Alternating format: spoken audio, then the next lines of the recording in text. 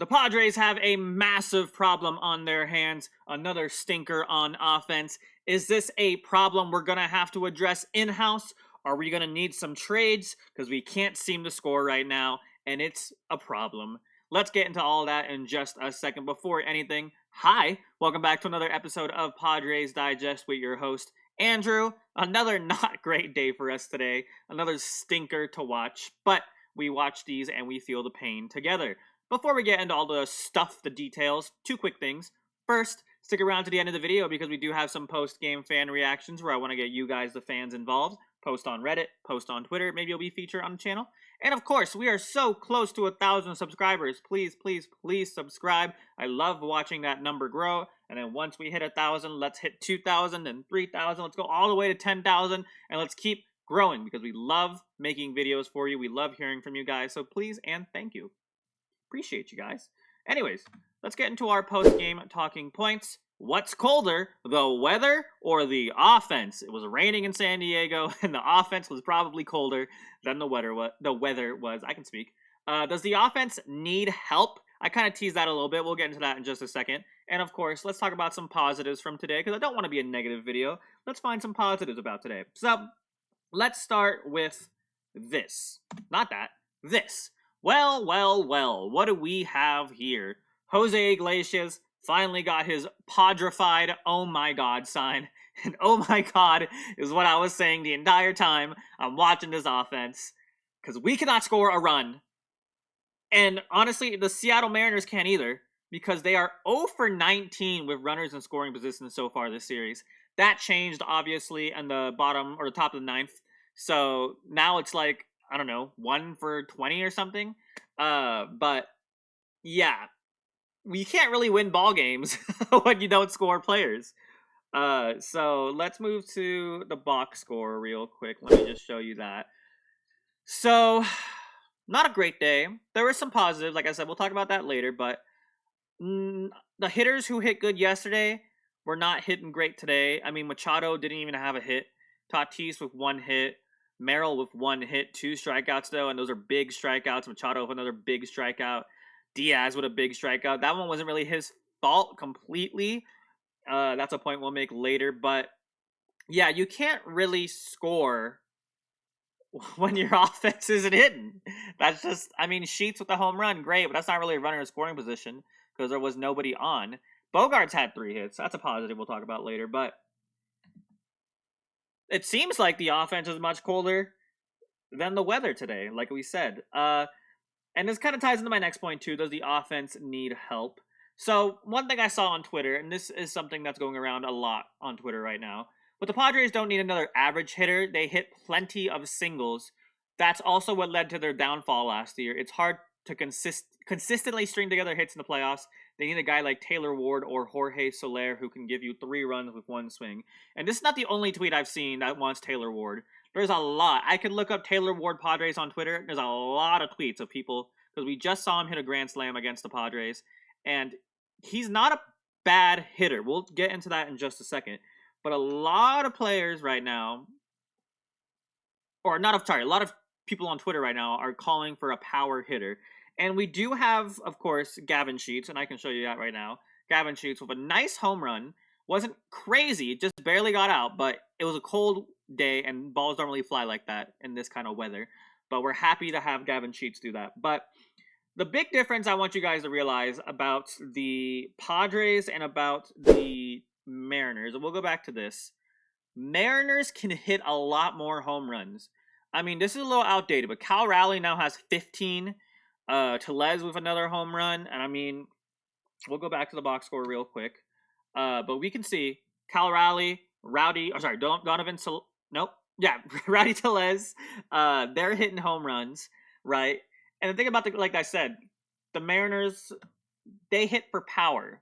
They have power hitters. They might not be contact hitters like we have, but contact hitting doesn't really mean anything if we're not scoring them.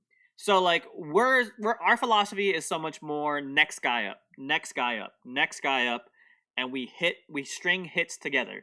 But if one piece of that puzzle fails, like it's been doing this series, it hurts us. Now the Mariners, They have a similar problem, but they have enough power that they can still string together solo home runs. And if they're lucky, I mean, Jorge Polanco, who's hitting good for average, they can get more than just one run on a home run. But the Padres, we don't really have that. And I can show you this. Let me find it. Well, first, let's start with this. Our catching position hitting, Maldi and Diaz are below 100 of runners in scoring position. And, of course, we love Kyle Higashioka. We miss Kyle Higashioka. But I want to show you this, right? This is our home run team leaders. Fernando Tatis, 11, which is good. Don't get me wrong. Anything over 10 right now is good. I mean, I think Ohtani has like 17 right now, and he's leading the league. So that's good. Gavin Sheets, obviously, is our really only, like, pure power hitter. I mean, Tatis is obviously a power hitter, but he's a 5-tool guy, so you expect him to have that power. And then Gavin Sheets, and then Jackson Merrill, who can have power, but he's not going to be... He's not Aaron Judge, let's put it that way, right? No one is, but you know what I mean. He's not a pure power hitter. Arraez somehow is 4th with 3 home runs. But a lot of players have 3 right now. And I just think, personally, like we said on this one, we have the hits, we have the OBP. I can tell you the OBP leaders right now, but our OBP is good. So right now Machado has a 392, then 378 for Tatis, 343 for Gavin Sheets, 339 for Bogaerts. So we're getting on base, but it doesn't mean anything if we can't score him. And right now, we're not scoring him. And that's not how you win ball games. That's simple as that. And like, speaking of Merrill and speaking of Tatis, Merrill has been cold. And you can look at the hits right now. 3 hits on May 12th, and then he has 3 straight games with 0 hits, and then today, 1 hit. Merrill is our big 3. He's part of our big 3. Him going hitless is not great. And I mean, we have Tatis here. He has consistently hit, has consistently gotten a single hit per the last couple of games. And obviously he had the clutch walk-off home run. Obviously, he's had home runs in this span. And that kind of ties into what I said about the Mariners, that they might not be contact hitters, but they can hit for power. But Tatis is a 5-tool player, so contact is in his game. It's just right now it's not in his game. But yeah, when your best players are getting cold, and right now Machado's getting cold. I mean, he had 2 straight games of not looking great, and I can show you that again real quick. But when you're top of the lineup, which we're very top of the lineup heavy, does not hit and does not produce, besides Bogaerts, on occasion, we're not winning ball games. And that leads me to my next point, though. Do we need help? I think we do. So we talked about the catcher position, right? Let me find it again. Campusano has looked really good in AAA, but it's yet to look good in the major leagues. And I'm not a Campusano lover. He's not on the same level as a Wandy hater as I am, or I don't like Wandy as much. I don't want to say hate. I don't like Wandy as much as I like Campusano, but I don't like Campusano as much as a lot of players. And his catching is not great. He's a glorified DH. And I like Diaz. He's okay. He's a stopgap until Salas plays better and gets back. Maybe a stopgap for Campusano if he learns how to catch. I saw him, he played first base the other day. I like Campusano at first base. I just feel like that's down the line and not something we need right now. Which, again, Taylor Ward is a hot topic right now for Padres. And luckily for you guys, you know I love creating graphics. So let's look at Taylor Ward. If the Angels want to trade him. Right now they're looking bad, so the Angels might want to trade him. But they slot him at left field, but he also plays on a lot of different places. He can play in the outfield, he can play first base, he can play third base. So he's a good plug-and-play player. And you can see his fielding isn't amazing. It's average, and we don't need a Gold Glover in left field. I mean, we had Juan Soto for a couple years, and he's horrible in outfield. We've seen highlights of him. Somehow he was nominated for a Gold Glove, but I mean, we're okay with okay. We're okay with okay on defense. Let's put it that way, right? But right now he has 11 home runs, which is already tied for our team lead, and he just hit a home run off Kershaw, who left a meatball for him. But you can also see on the bottom, hit safely his last 6 games, so he's hot. Jesus, voice is hella cracked. He's hot right now, and it doesn't show the stats right now, but he has 23 RBIs. I added that for you, but The thing I also want to clue in on is his average is 200, which isn't great.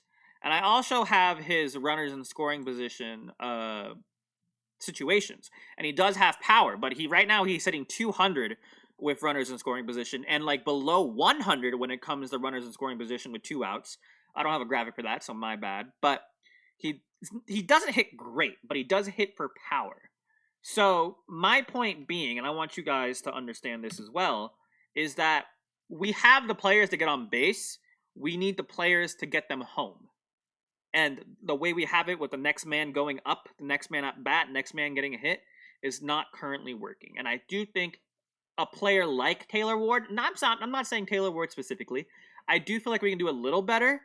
It just depends on the market. And he does have a little bit of control left. I mean, he has this year, next year he's arbitration eligible, and then 2027 he'll be a free agent, right? But we've traded players before for a year and a half of value. I mean, Soto was like that.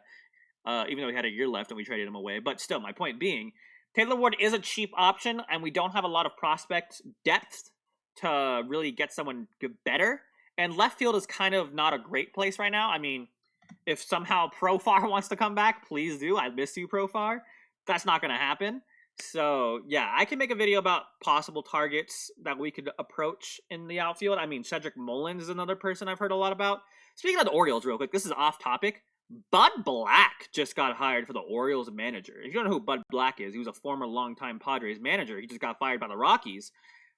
Bud Black to the Orioles is a move. I'm so interested in seeing how that works out. Not that I care about the Orioles, but I like Bud Black. Anyways, but Cedric Mullins is another player that we've talked about, and by we, I mean Twitter. I know Twitter's not the best source for baseball, but I like Twitter. I like reading about people on Twitter. But Taylor Ward's a solid option. I'll leave these stats up for you if you want to look at them. Pause the video. But yeah, so Padres need help. This is not a championship caliber team. There's a post-game fan reaction that I want to show you guys about this, but Padres right now is the Padres we've kind of expected. I know we started the year super hot. We had the rose-colored glasses for this year, but this is the team that we're gonna have. This is the team that we've expected. Top heavy, bottom not great. But again, let's not harp too much on the negatives. Let's look at the positives. Like I said, we had Bogaerts, who's hit and miss. He has played better. And then Cronenworth yesterday had another stinker, so that wasn't great. But Bogaerts, if Bogaerts can find his way, that'd be great. That would be great. Bullpen-wise, Morahone gave up the home run. I'm not worried about Morahone, to be honest. I'm okay with Morahone. I'm okay with Jacob. He has looked pretty not great. I can tell you the last couple of starts. I don't have a picture of it, but I can bring it up for you. So we had a solid game where he gave up one hit on May 11th against Colorado. And then LA, he gave up a home run. And that wasn't great. And then May 14th, he had a great inning. And then today, he gave up two earned runs. So he's very hit or miss right now. But he still owns a 3.60 ERA, which isn't bad by any stretch. And of course, my boy, Yuki Matsui, is doing amazing this year. And that's so underrated because Yuki could be a closer or setup man in a lot of different MLB teams right now. And right now, he's just buried in our bullpen. He's like stashed away, like the ace up our sleeve. That's why I love Yuki right now. And I just love Yuki in general. He's so cool. But yeah, today, not a great day. It has revealed some holes for our team. But I think I trust AJ Preller to make the moves that we need. I trust our coaching to make the adjustments that they need to make. I'm keeping the faith. Let's put it that way. No panic buttons needed. We're like, game 45 or something? No panic buttons are needed. Let's at least try to win tomorrow, and we'll see how things go. I'll run through the post-game reactions real quick. Don't want to take all your day. Rarely complain about the umpires online, but this dude has been awful tonight. Lowell, legit atrocious. Yeah, he kind of screwed Diaz over on that one play. Like it was in the first inning, second inning. But yeah, umpires kind of screwing us today. Whatever. It's not like it was going to help us score runs.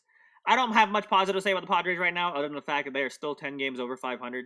Yes, we started out hot, and we started off hot, and because of that, we are okay right now. But if we start regressing in the way that I think we might with this offense, we're not looking good. But I think we'll be okay. In my personal opinion. This is a longer one, but this is just not a great team right now. They stacked up wins lately by beating bad teams, Angels, Rockies, Pirates. Their last series win over a good team was the end of April against the Giants, and before that, it was the middle of April against the Cubs. The starters are mostly holding down the fort, but the bullpen has gone from dominant to wholly unreliable, and the offense is just punchless, especially against above-average pitching. The talent is clearly still there for this offense to be competitive, but they need to play better. That's his team to be competitive, not offense. But you know what I mean? Yes, absolutely. I think it's a little dramatic. I think it's a little too much, that guy's what they're saying. But I agree with most of their points. I think we're going to see the real, true Padres team from now on that we got before, like we expected. Because we signed some players that are not, like, solid players. They're fine, but they're not the kind of solid players like Donovan Solano we had last year. Let's put it that way. And then moving on, I'm already over the Vetter Cup. Yeah, it was cool when it was announced. Like, I was okay with it. Now I kind of hate it, now that the Mariners are kind of like our new Rockies, our new curse. And then for the first time in this season, I think the 2 games indicated to us that we need to trade some guys to be the championship level. We kind of talked about that. I do think there needs to be some changes. I don't know when. Hopefully soon, but of course by the trade deadline. 100% by the trade deadline. And then finally, Alec Jacob needs to go back to AAA. Those underhanded softballs are costing us games. I'm okay with Alec Jacob being up. We have so many pieces on the bullpen that are still good. So I'm okay with Alec Jacob being up, but he does need to figure some things out. It's just probably a cold streak. He's a good pitcher. It's a cold streak right now. Let's not give up on him. I still like him. I still like him more than Wandy Peralta. Let's put it that way. I'm sorry, Wandy Peralta. If you watch these videos, I'm sorry. But I like Alec Jacob. I'm still team Alec Jacob. But yeah, long video again. I'm sorry. I yap so much. But I hope you guys find these interesting and enjoyable. If you do, let me know in the comments and let me know how you guys feel about the bullpen, how you feel about the offense. Do you like Taylor Ward? Do you like Cedric Mullins? Tell me what you think. I'd love to hear from you guys. And of course, please subscribe. We're almost to 1,000. I think we'll hit it by this video. If not, I will be a little disappointed, so don't disappoint me, please. Subscribe and help us grow this channel, because I love making content for you guys. And of course, have a fantastic rest of your day, and go Padres. Thank you for watching.